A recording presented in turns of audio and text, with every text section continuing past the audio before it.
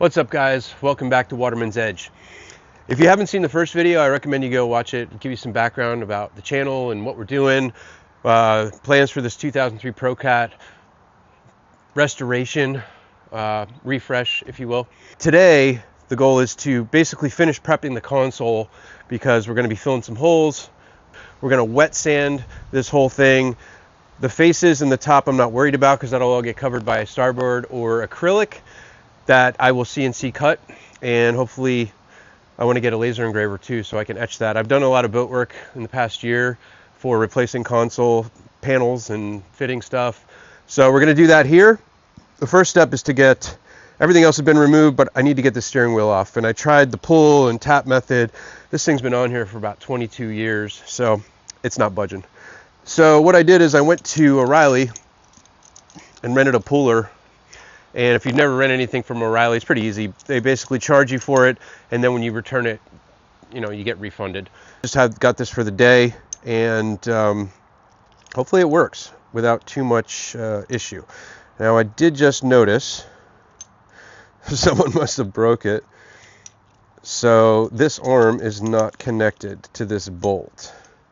So let me go fix this, and I'll be back. All right, we're good to go. PSA for everyone, check your tools before you use them. So I've already kind of set this, and I hope this metal around the sides is strong enough to make this work without destroying the metal and not removing the steering wheel.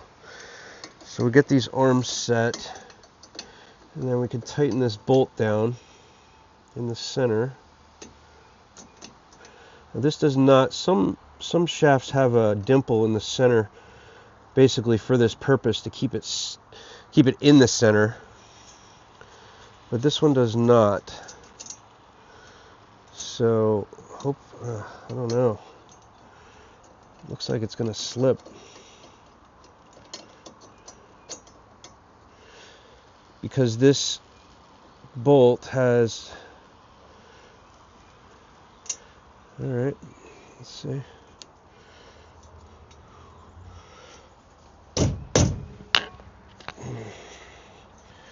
Tricky. There we go.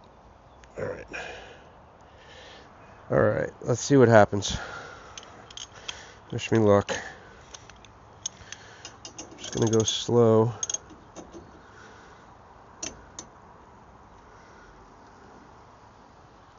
Arm popped.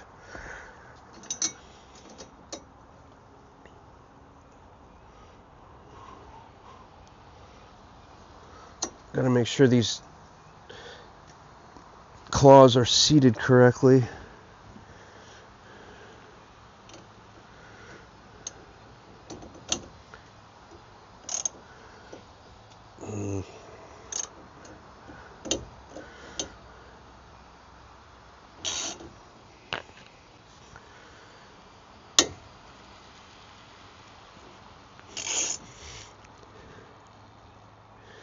I did spray this with PB Blaster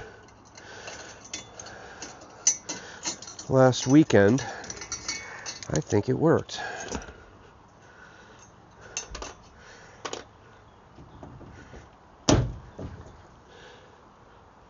Or not.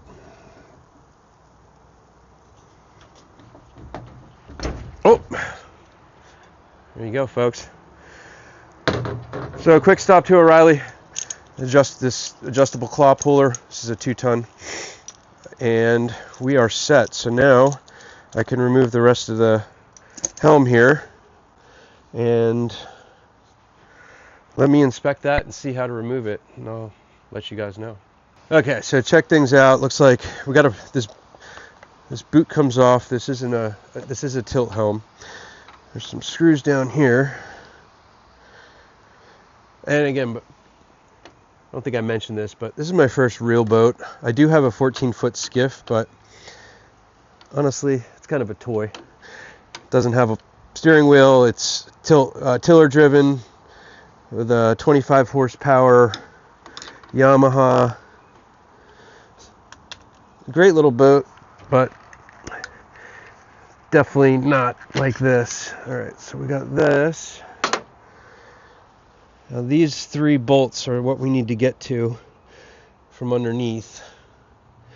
So it looks like this separates. Yeah, we're gonna have to, wow, those are monster Phillips. I don't even know if I have a bit Phillips big enough for that. Oh, all right, cool.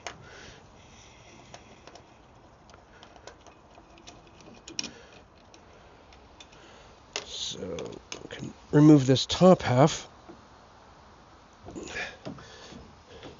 Got lucky on that one.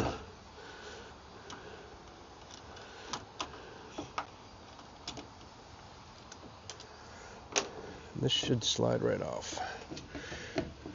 Maybe.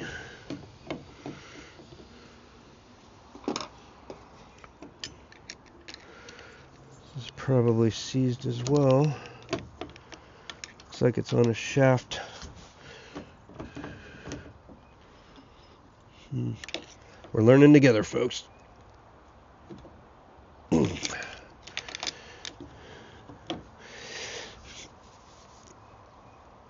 Older boats. Oh boy. That's not good. I'm trying to see if there's a set screw or something. I don't see anything. It just slides on.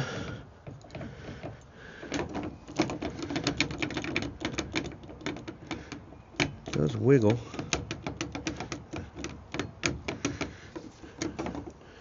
Oh, there is a set. All right. Let me see here. How do I access that? I figured out how to get the helm out. You basically have to pull these springs off. Comes in multiple pieces. That allows you to access the set screw down here to pull it off the shaft, and then there's 3 bolts that connect it to the bottom half, and then there's the 3 bolts that go through the console to bolt it in here. So yeah, you end up with about 20 pieces, but that's all right. I was gonna remove the throttle cable, but since I'm not sure if I'm gonna get to the power steering or the hydraulic steering this first go around, I'm just gonna leave it attached. It is a pain having that down there, but we'll work around it and maybe even attach it, zip tie it up in top just to keep it out of the way.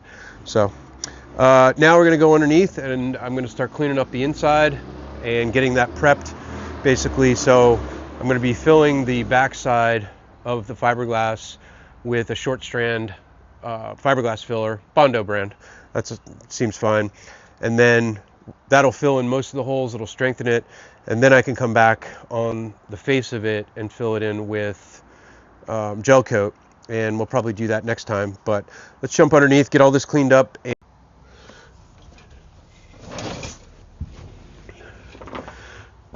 Alright, so now it's time to start cleaning under here.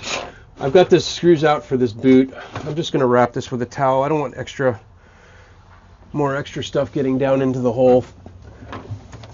So I'll just wrap this, kind of keep it clean.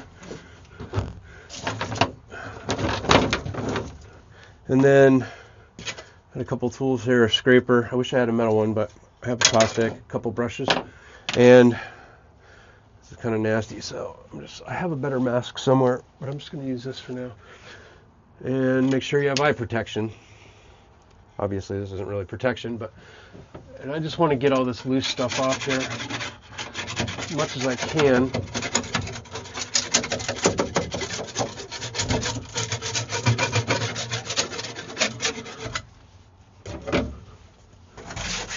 I may pick up a metal scraper and come back and hit this again, but you get the idea.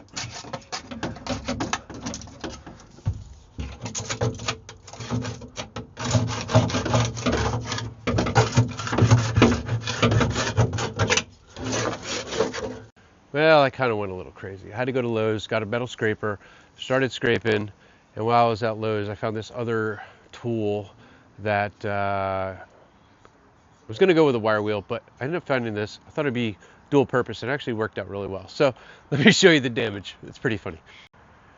So here we go. I kind of went ham on it. Figured if I'm going to do this, I'm going to do it right. The main reason, well, let's start with this. So I was chipping away all that old paint earlier, but I needed something to do a better job. So I ended up finding this I don't know, it's Gorilla or something like that, but it's an abrasive. And I was going to have to sand all this anyway to repaint inside. So this kind of does a dual purpose versus a wire wheel. It chips the paint, takes the paint off, and it sands it down. So as you can see, now we've got a nice rough surface. And I still have to do the inside. And I kind of said, what the hell? The reason is some of these holes were stripped out. That one particularly. There's a few other ones. The screws weren't staying tight for the console, and that was driving me nuts. So I figured, you know, if you're going to do a refresh, a restoration, you got to pull everything, right? These were my pick because it looks like whoever made this T-top, this is not a factory T-top, this is aftermarket, but whoever made it, I think they threaded the aluminum angle, and now they're seized in there. So the side ones came out no problem, but these are seized, and they're just Phillips heads on the other side. So I thought it was going to be an easy removal, but yeah, nothing's ever easy, right? So I'm going to spray those down, maybe heat them up, expand the aluminum, get the bolts out, and then I'll probably drill them out because they were bolted from behind, or they had nuts on them. Really no reason to be threaded in there. And I'm going to continue with this, prep this, and then I got some topside paint. Figured again, might as well do it right, refresh everything, and I'm going to scrape all this off.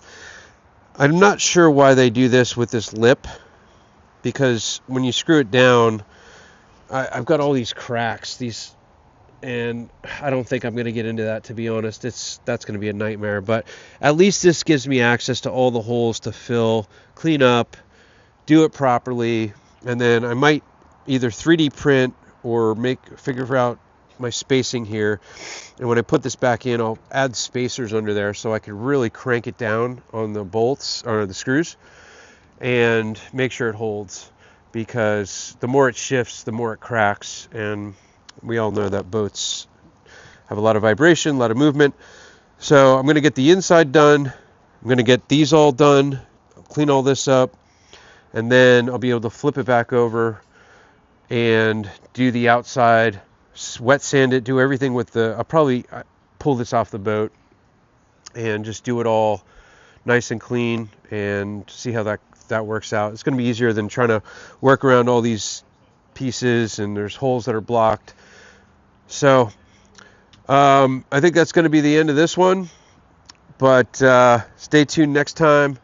Actually, probably tomorrow we'll do another one of actually with this all cleaned up and finished, and we're going to paint this, prep it, and then flip it, and then, or actually while I'm prepping it, even tomorrow, I've got all these holes to fill, so they're already drilled out. I'll talk about more of that tomorrow, the filler I'm going to use, and then we'll go from there. So hope you guys learned something from this one, especially removing the helm if you've never done that. I never have. And yeah, we'll see you next time.